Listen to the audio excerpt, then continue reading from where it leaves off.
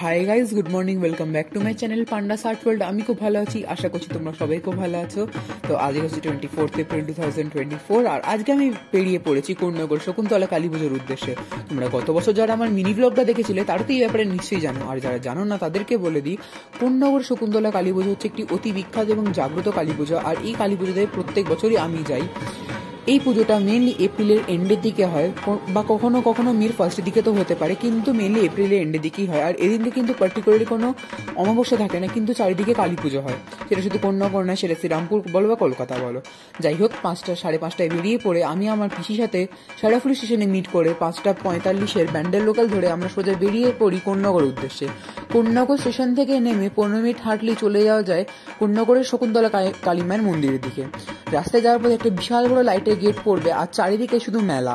রাস্তার চারিধারে যে এত অজস্র মেলা বসে তোমরা ভাবতে পারবে না। সব থেকে ইন্টারেস্টিং ব্যাপার হলো এটাই যে এই মেলাটা কিন্তু আগামী 1 মাস থাকবে। হ্যাঁ, মানে কালী পুজোর দিন থেকে নিয়ে আগামী 1 মাস অব্দি এই মেলাটা বসে থাকবে। তো তোমরা যখন খুশি চাইলে ওখানে একবার গিয়ে মেলাটা ঘুরে আসতে পারো।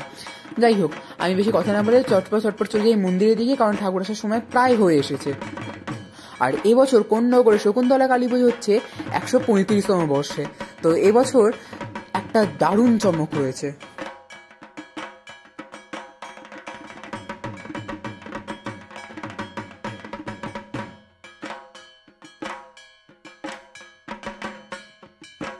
কোন্নগরের একটা অদ্ভুত নিয়ম আছে যে এই দিনকেই সব জায়গায় কালী পুজো হবে। কোন্নগরে সারা বছর কোনো কালী পুজো হয় না, যা কালী পুজো সব এই শকুন্তলা কালী পুজোর দিনই হবে।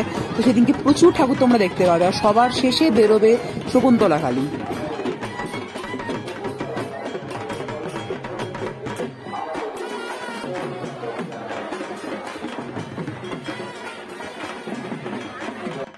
কালী পুজোতে প্রত্যেক বছর খুব সুন্দর ডেকোরেশন হয়, কিন্তু এবারটা যেন আরো সুন্দর আর খুবই ইউনিক হয়েছে। আর এখানে এই ভিড়ে ঠেলে বুঝতেই পারছো আমার ঠিক এরকম মরে যাওয়ার মতো অবস্থা ছিল। আমি যে বেঁচে আছি এটাই অনেক বড় ব্যাপার আমার কাছে। জয় মা। যাই হোক, এই হচ্ছে এই বছরের চমক, চন্দননগর বাগবাজারের লাইটিং। আর যারা এই লাইটিংটা দিয়েছে তাদের দোকানটা হচ্ছে রিসরাই, কিন্তু অ্যানাউন্সমেন্ট করিয়েছেন, তিনি অ্যানাউন্সমেন্ট করছেন, তিনি বলেছেন দুবাই ইলেকট্রনিক্স চন্দননগর। ওই জন্য আগে দুবাই কাকা একটু বেশি ডিসঅ্যাপয়েন্টেড হয়েছিলেন। বাট যাই হোক, কিছু মনে করবেন না প্লিজ, ভুলভাল অ্যানাউন্সমেন্ট হতেই পারে। আর এইখানেতে টিভিতে নিজেকে দেখার জন্য আমি উৎসাহিত হয়ে গেছিলাম। তারপর দেখলাম আচ্ছা আমাকে ক্যামেরার মধ্যে নেয়নি। না নিয়েছে, এই তো সাদা টি শার্ট পরে আমি, ওটা আমি, ইয়েস এটা আমি। ফাইনালি আমি নিজেকে দেখতে পেয়েছি, আমি খুব খুশি। শকুন্তলা কালী পুজোতে দূর দূরান্ত থেকে প্রচুর লোকজন আসে মায়ের পুজো দিতে, মাকে দেখতে।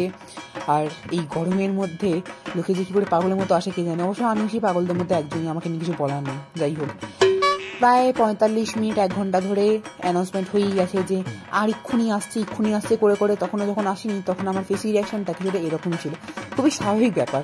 মানে যাই হোক, এক্সাইটমেন্ট একটা ছিলই। অবশেষে এক্সাইটমেন্ট আস্তে আস্তে শেষ হচ্ছে, কারণ এবার ঠাকুর আসছে। এখানে ঠাকুর আসার আগে এরকমই বাতাসা ছড়ে আসি। বাতাসা কিছুগুলো তো আমার ফোনে ক্যামেরাতে লেগেছে, আর আমার মাথায় এমন ধরে ঠুকেছিল তারা মনে হলো কপালটা প্রায় ফেটে গেল আমার।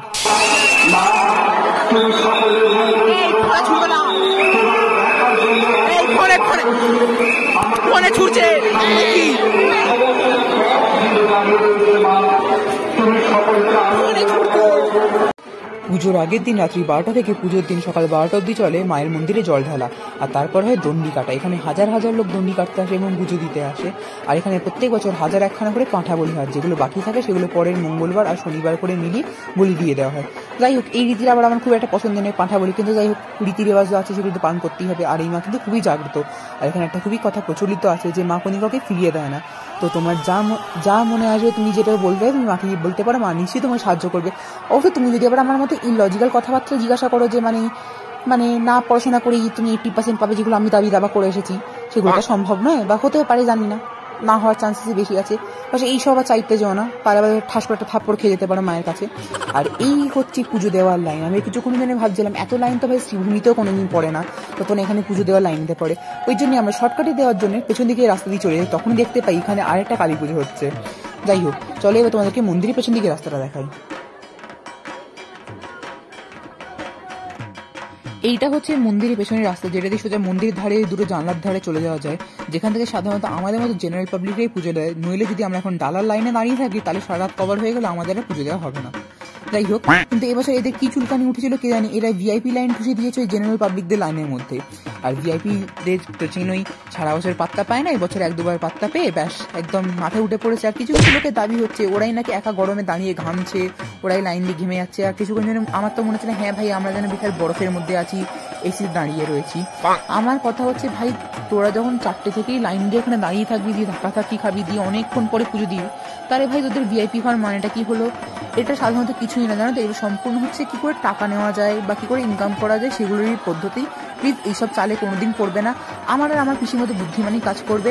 15 মিনিটে আমরা ধাক্কা খেয়েছি আর 5 মিনিটের মধ্যে চুপ করে পুজোর দিয়ে আমরা বেরিয়ে চলে এসেছি। তো আমরাই হচ্ছে আসল ভিআইপি, আমরাই হচ্ছে আসল বুদ্ধিমান। যাই হোক, কংগ্রাচুলেশনস টু আস। আর এই হচ্ছে মন্দিরের পেছন দিকের মেলা, যেটা বড় মাঠটাতে, সেখানে বিশাল করে মেলা বসে। যাই হোক, আমি মেলা থেকে কিচ্ছু কিনি, কিছু খাইও নি। বাড়ি ফেরার পথে মেন জিনিস খেয়েছি, যেটা হচ্ছে ওআরএস, যেটা একটু এনার্জি পেয়েছি, মনে হয়েছে হ্যাঁ এটা খাওয়ার পর একটু বেঁচে থাকতে পারবো।